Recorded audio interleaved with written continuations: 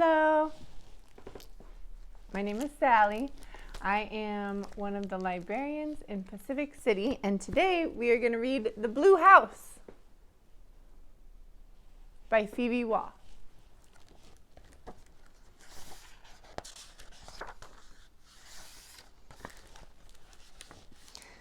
Leo lived with his dad in an old blue house next to a tall fir tree.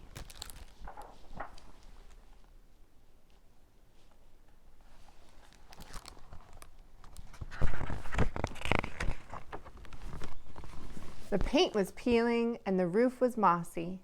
There were leaks and creaks, and when the wind blew, the whole thing shook. But it was theirs.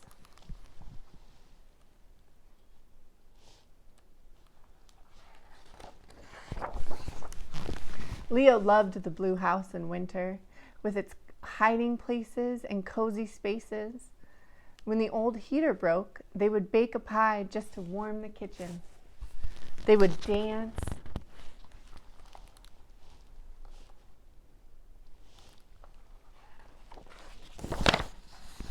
Leo loved the blue house in summer, with its garden full of raspberries and tomatoes. He would play in the yard until the sun went down.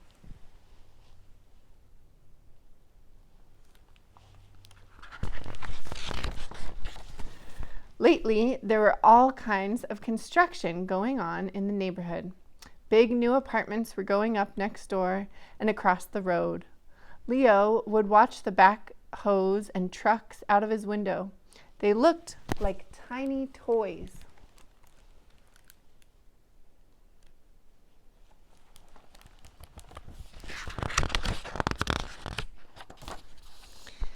"I'm worried ours will be next," he heard his dad say on the phone one night. But Leo knew his dad was wrong. The blue house would be theirs forever.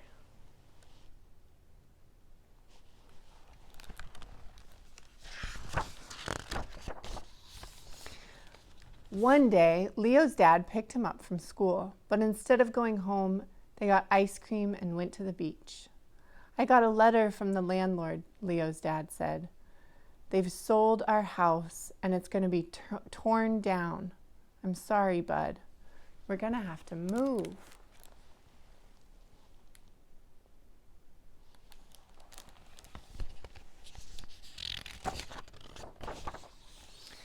Leo was angry. How could someone take their house away? He kicked and screamed and locked himself in his room. They couldn't tear it down if he never came out.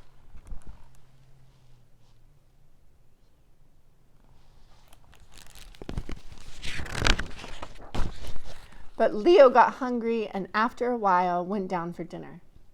"I'm angry too," his dad said.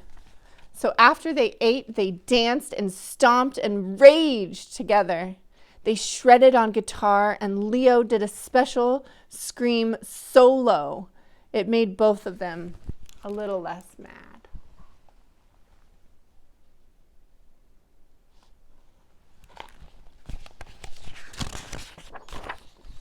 Soon the blue house began to fill up with boxes. Every day, another familiar object was packed away.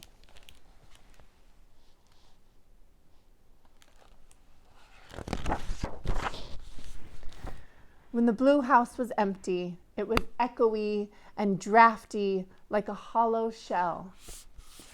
"The walls looked so naked," said Leo. "Let's paint on them," said his dad. It made both of them a little less sad.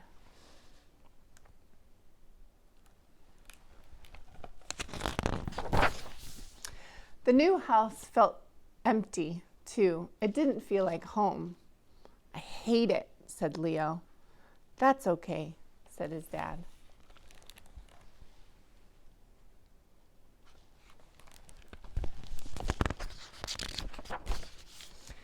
One day, Leo and his dad walked by the hole where the blue house had been. When they shut their eyes, they could see it clearly, hear every floorboard's creak and the drip of the faucets leak. But when they opened them again, their home was gone.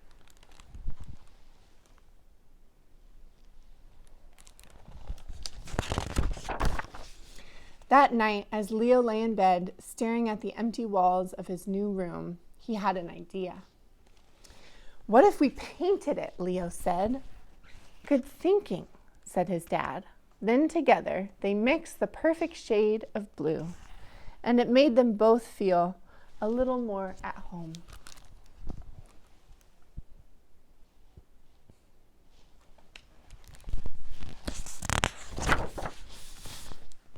Little by little, familiar objects began to appear in the new house. After school one day, Leo and his dad baked a pie in the kitchen.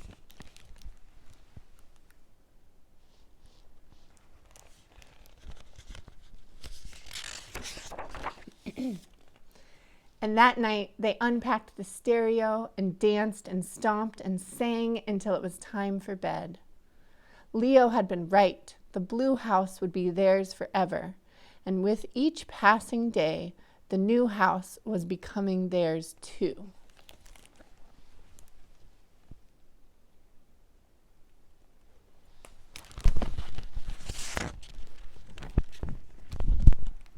The end. The back says, you're never far from home when you're with the people you love. And that's The Blue House by Phoebe Wall. Back again with another book, All the World by Liz Garton Scanlon and illustrated by Marta Frazee.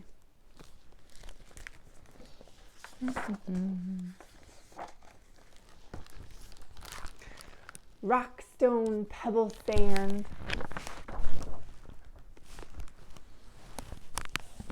Body, shoulder, arm, hand.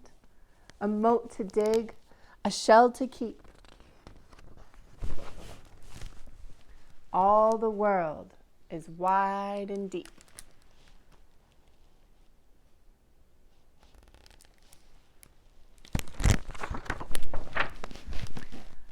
Hive, bee, wings, hum, husk, corn, cob, yum! Tomato blossom, fruit so red.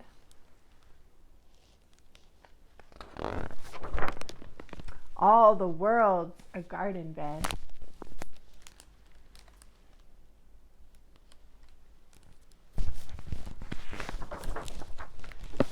Tree, trunk, branch, crown, climbing up and sitting down.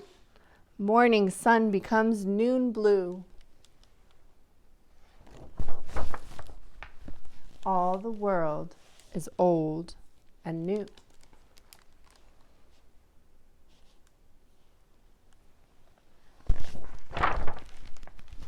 Road, street, track, path, ship, boat, wooden craft.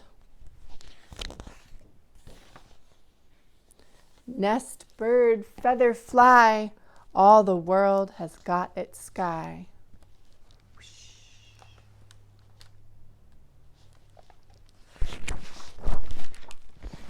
Slip, trip, stumble, fall, tip the bucket, spill it all. Better luck another day.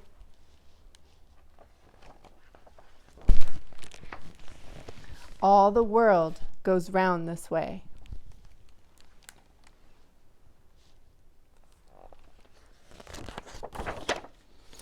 Table, bowl, cup, spoon, hungry tummy, supper soon. Butter, flour, big black pot.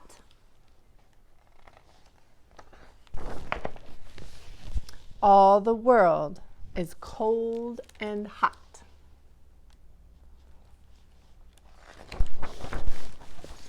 Spreading shadows, setting sun, crickets, curtains, day is done. A fire takes away the chill. All the world can hold quite still.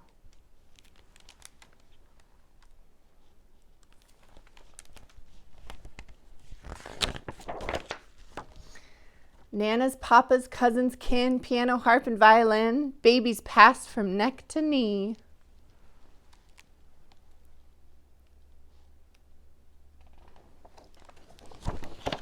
All the world is you and me.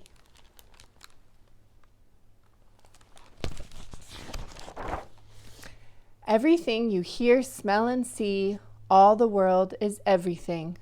Everything is you and me.